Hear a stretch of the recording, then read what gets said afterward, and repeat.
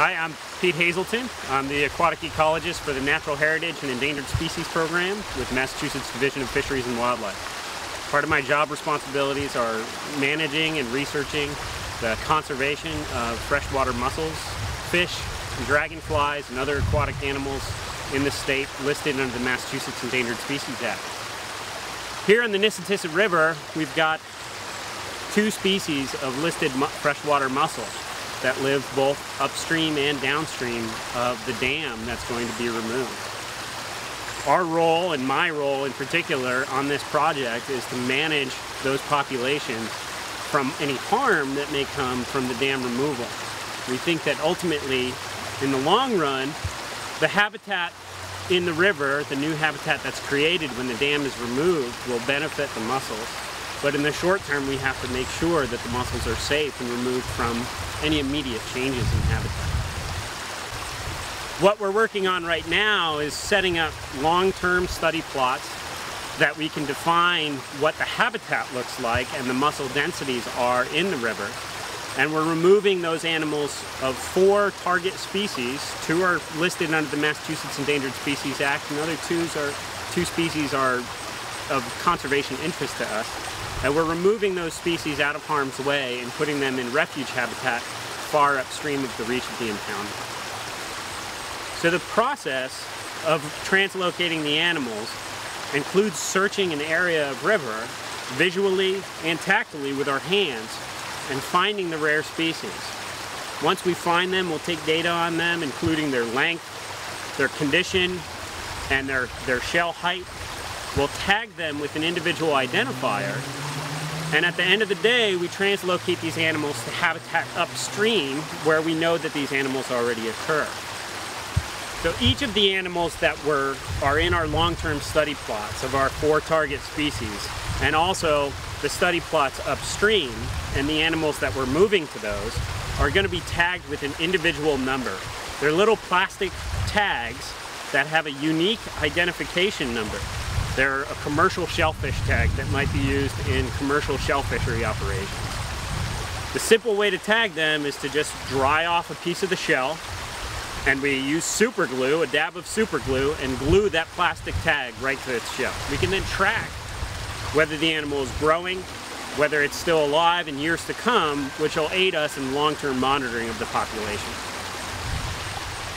In general, most freshwater mussel species live around 15 to 20 years, and that's true of 3 of our target species, including the state endangered Brook Floater.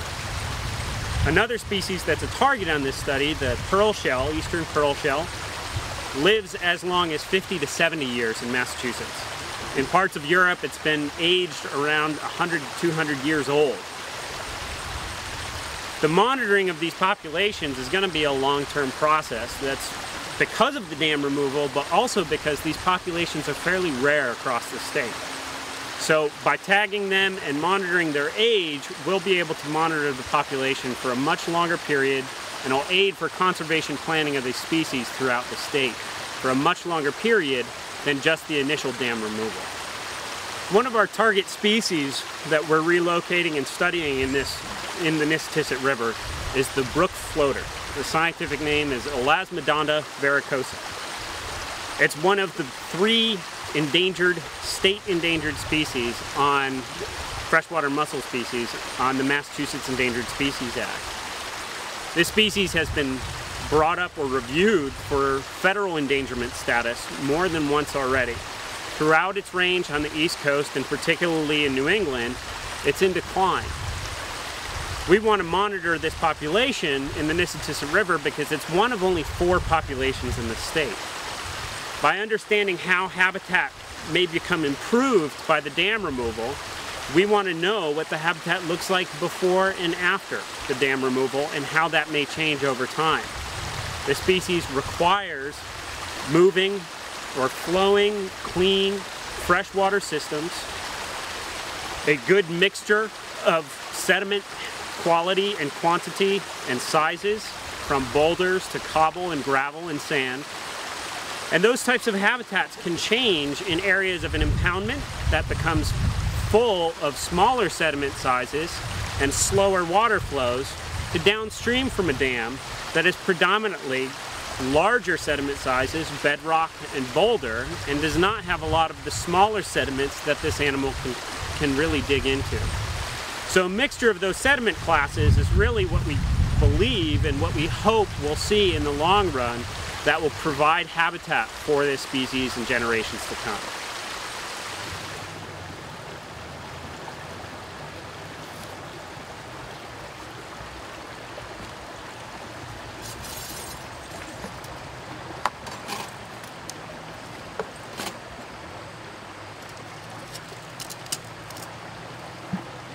This is a depth to refusal, a very scientific tool, shoving an aluminum bar as hard as you can into the sediment.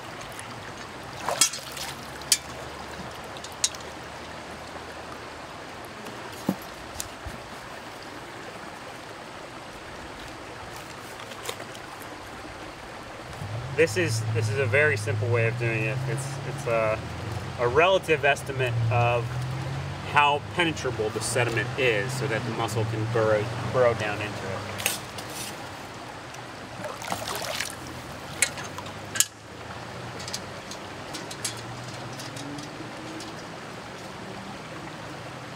And I take the depth and that penetration characteristic in 3 different locations. One is at the mussel and then 2 of the quadrats.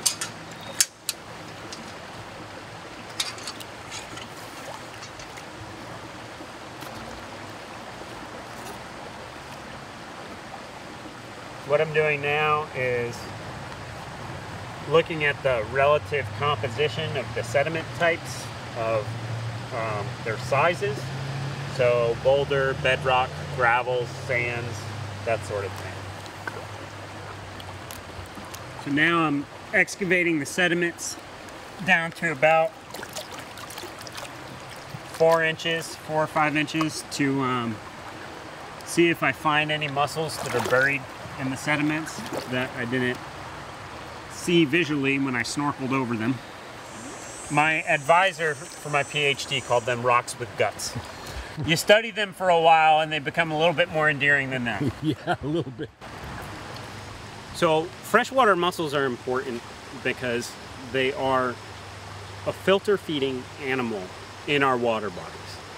They can remove an incredible amount of algae, bacteria, and other particles from the water and clean the water column. They're a very important aspect of that food chain and of that ecosystem as ecosystem engineers.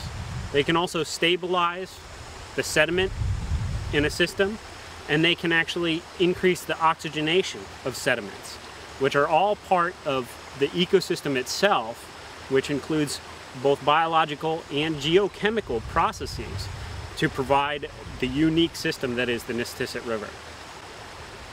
Mussels will filter out not only algae, but they'll also filter out bacteria, even harmful bacteria like E. coli, and they'll ingest that bacteria and degrade it. So they can completely remove bacteria from the system, effectively cleaning the water and making it better water.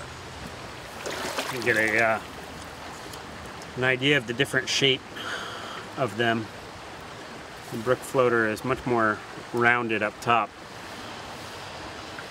Other characteristics are the sort of level of inflation in the shell. You can see that the floater is much thicker from the top than the pearl shell. The floater kind of curves under, is somewhat concave on the ventral surface here, and has this strong ridge here, whereas the pearl shell doesn't have really that ridge. Pearl shell comes down to a little bit of a scoop and a point, almost triangular there in the front, whereas the Brook Floater is much more strongly hooked. I try to also write down a somewhat categorical level of shell condition, and meaning about how eroded or intact the shell is. And this one I would call about a 4 or a 5, because it's lost a significant area of the periostracum surface area, but is also some erosion in the shell right here where there's actually some cavities in the shell. So it's hard to tell whether that's a condition really of health or whether it's just age and wear on the animal. But I try to keep track of that in any mussel that I tag.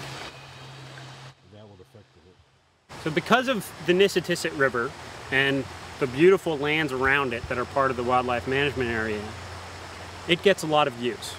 It's located very close to Pepperell, right in town here. It runs right through down to Main Street where it joins the Nashua River. There's a lot of use on both the DFW lands and adjacent lands that could affect the habitat quality in the long term. We don't always just want to remove the dam now, but we want to make sure that habitat is here for these species, these rare species, for generations to come. Certain activities, although they're approved in the wildlife management area, perhaps should have a little bit better focus. We often have hiking or horseback riding on the wildlife management area, which are allowed activities. We'd love for people to come and enjoy the wildlife management areas.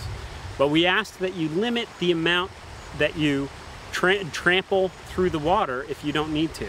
Don't cross the river if you can cross the river on a road, particularly horses.